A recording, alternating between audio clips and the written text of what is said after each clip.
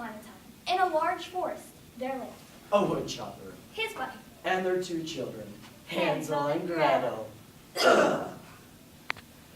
It was a beautiful forest, full of trees, flowers, butterflies, and streams. Matter of fact, the family could have anything they could ever want, except for one thing. food. Hansel and Gretel, from the book Fractured Fairy Tales by A.J. Jacobs. I must have food. Remember, food isn't everything, dear. No, but it is something. Look, we have the trees, the flowers, the butterflies, the streams.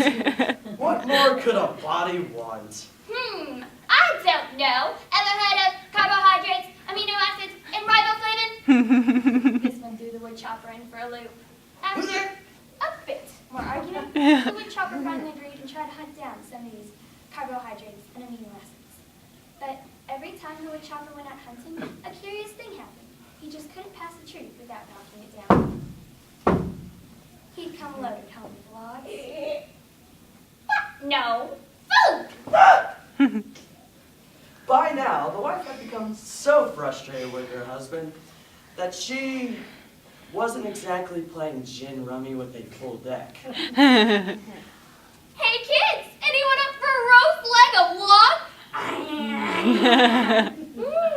Yummy!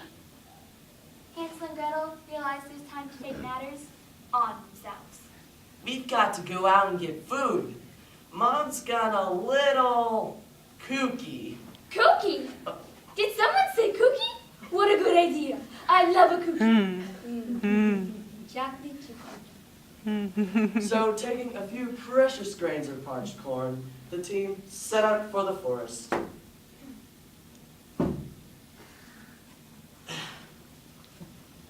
Hours later, Gretel began to worry. Hey Hansel, once you find food, how are we going to find our way back? Easy, Gretel. Remember those grains of parched corn?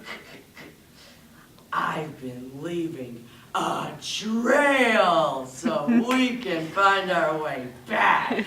Some neat plan, huh? Sounds like a plan for the birds. Yes, you guessed it. Gretel was right. It literally was for the birds. As the kids walked by, dozens of crows swooped down from the treetops and ate up all the corn. Hopelessly lost, the children wandered about, passing tree after tree after tree, until Hansel ran into them. Watch it, stupid! You ran right to that gingerbread house. Gingerbread house? Indeed it was. A 3-bedroom, 4-bath, Victorian gingerbread house. In a traditional rural setting.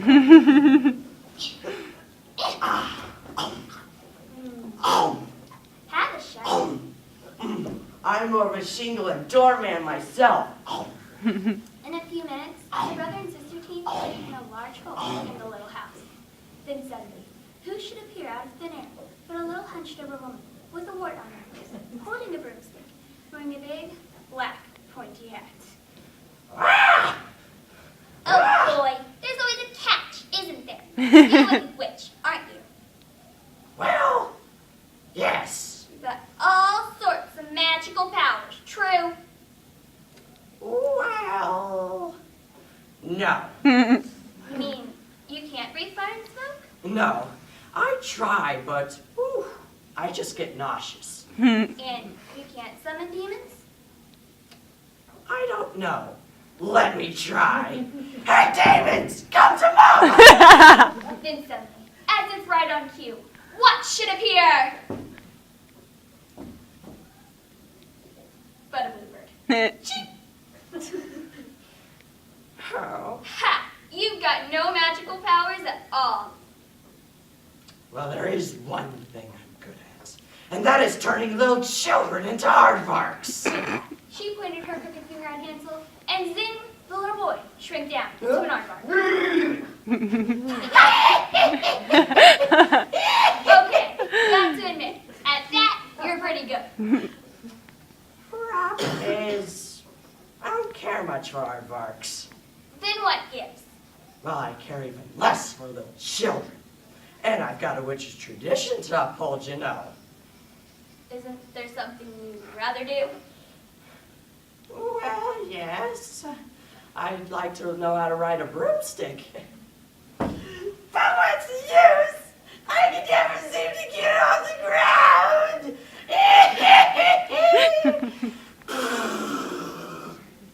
If I can teach you how to ride a broomstick, we change hands back again. Well, yes. But you aren't even a witch. How would you know? Oh, come on. There's a little witch inside of all of us girls. Now, you take this broom and you twirl it around. You set it on the ground and you sit right down and you say, ba-ba-boom, fly around the room. And with that, Gretel began to fly, and the witch turned green with envy. She snatched the broom away, and off she flew. Unfortunately,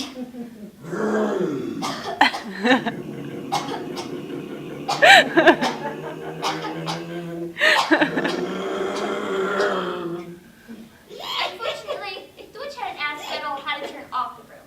So once she started, she couldn't stop. Soon enough, she had flown so high, she was in orbit around the earth.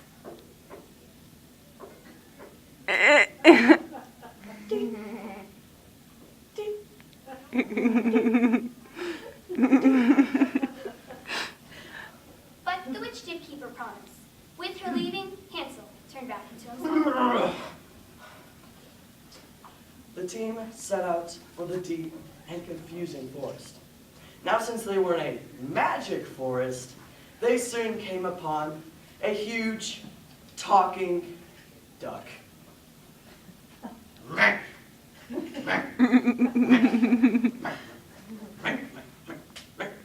Duck, please show us the way back to our cottage. Unfortunately, this was a French duck. With his duck bill, he motioned the children onto his back. Off they trotted.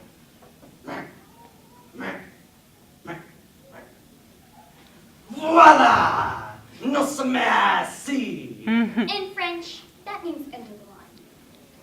There was their little old cottage, and their little old pond, and there sitting upon a log was their father. But instead of carrying his usual axe, he was holding a musket. Father, why aren't you chopping down trees? Gretel, I've realized that all that glitters is not trees. Besides, I've cut them all down. Now it is hunting. Hunting is the only thing. And from that day forward, Hansel and Gretel had plenty of food, and their mother never went hungry again. Although she did find some of the stray bullets whizzing around the living room a bit disconcerting.